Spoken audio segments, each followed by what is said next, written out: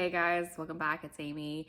In today's video, we are going to be talking about the pros and cons about what it is like to live in Canada, especially since there's so much tension between Canada and what's going down with our southern neighbors, all the tariffs that are being placed on our country, etc. I thought I would give a little bit of pro and con kind of brief summary comparison, if you will, just in case, you just want to move over to Canada. Let's start with the cons.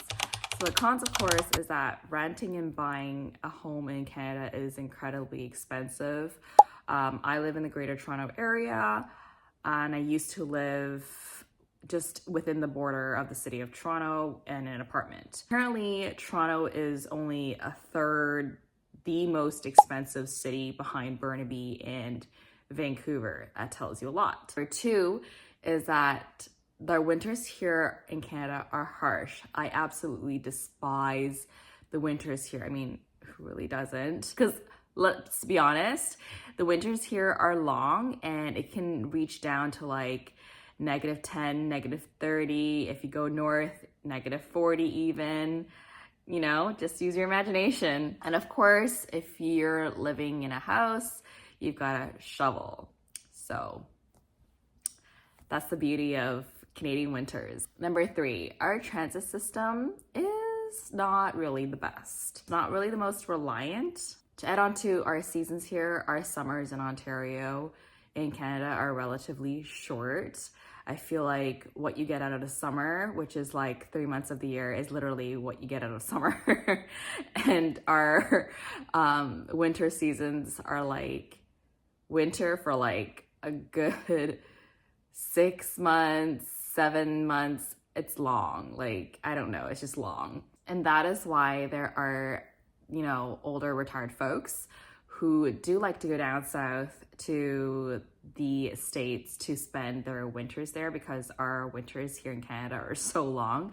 So we call them snowbirds, obviously, and they fly down south, typically places like Florida, where the beaches are like, it's warm and nice and sunny. But given in today's political climate, a lot of them are choosing, obviously, not to go down to our southern border. So our emergency hospital visits are incredibly long. I feel like for a majority of the hospitals, there is one hospital, I think, that is called the Markham Stouffville Hospital. Their hospital wait times, emergency wait times, are not as long. But again, that's because we have a shortage of nurses, a shortage of healthcare workers, a shortage of doctors, not just in Canada, but like really all across the healthcare field industry in all over the world. Like we're needing healthcare workers, and there's obviously not enough to go around. And the final point is that our utility bills are incredibly high. We have two major companies, Rogers and Bell, and they own a lot of the smaller companies, and they lend their lines, their telephone lines, to a lot of the smaller companies. But the two major ones are Rogers and Bell. They basically kind of run the service provider, internet, TV cable, network kind of thing. Like right now, I'm using a service provider for my phone bill, and they're running off of Bell. So it's called Virgin that I use, and I pay like $40 for like 60 gigabytes, unlimited talk and text, something like that. But obviously it's because, like I said, they're lending and they're borrowing off of a line from a major provider. Generally speaking, our cable TV packages are like extremely high compared to like other countries around the world. Okay, enough of the cons, let's talk about the pros. What I love most about our healthcare system is that we have a health card all across the country that you use, obviously. So once you're born, you register, your parents are supposed to help you register, or your guardians are supposed to help you register your birth, and you're prescribed or given a health card by the government. And that health card is supposed to allow you to see and go to your doctor's checkups, go to walk-in clinics, go to emergency visits, but obviously it doesn't pay for things like physiotherapy, massage therapy, or like a chiropractor visit or something like that. Most medications you do have to pay out of pocket.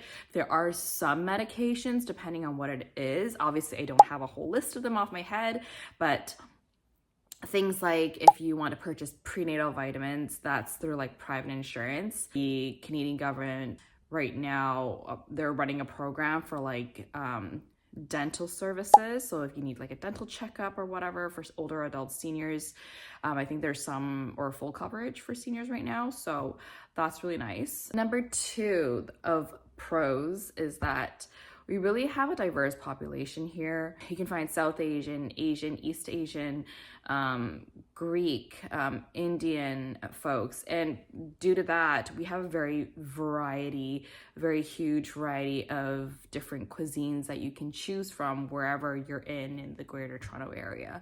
So you can find Korean barbecue, you can find Chinese dim sum if you wish, you can go find Thai food, you can go get some shawarma, some Greek food. You know, if you want your typical steak and burger, go right ahead. I love all of those options. Sushi, all you can eat, whatever.